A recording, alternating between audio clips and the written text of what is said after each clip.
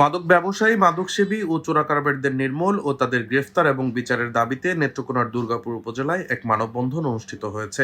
মঙ্গলবার বাংলাদেশ জাতীয়তাবাদী স্বেচ্ছাসেবক দলের ৩ নং চণ্ডীগড় ইউনিয়ন শাখা এই আয়োজন করে। এতে স্বেচ্ছাসেবক দলের অন্যান্য ইউনিট সংহতি প্রকাশ করে। এই আয়োজনে বিএনপি ও তার অঙ্গ সহযোগী সংগঠনের নেতাকর্মীরা অংশগ্রহণ করেন। মানববন্ধনে দলের নেতৃবৃন্দ বলেন, মাদক একটি ভয়ঙ্কর ব্যাধি। পার্শ্ববর্তী দেশ ভারত থেকে সীমান্ত এলাকা দিয়ে মাদক দুর্গাপুরে ঢুকছে এবং এলাকার যুব সমাজকে ধ্বংস করে দিচ্ছে।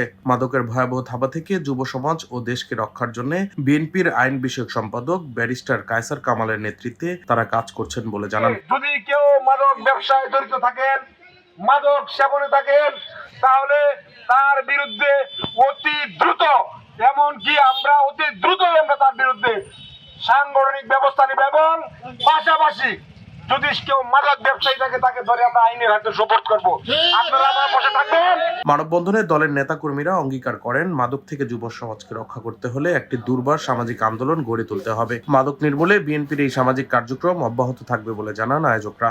আমরা ক্রমান্বয়ে ১ নং কুল্লাগড় ইউনিয়ন থেকে শুরু করেছি। আজকে এটা ৩ নং চণ্ডীগড় ইউনিয়ন মাদক বিরোধী মানববন্ধন কর্মসূচি। এটা ধারাবাহিকভাবে ৭টি ইউনিয়নে চলমান থাকবে এবং এই মাদক এটা শুধু ৭টি ইউনিয়ন করার পরেই শেষ নয়, এটা আমরা যতদিন পর্যন্ত মাদক নির্মূল না হবে ততদিন পর্যন্ত এটা আমরা করে যাবো এবং জনগণের কাছ থেকে আলহামদুলিল্লাহ ব্যাপক সাড়া পাচ্ছে, খুব প্রশংসা করছে। ডেস্ক রিপোর্ট, দৈনিক ডেস্টিনি।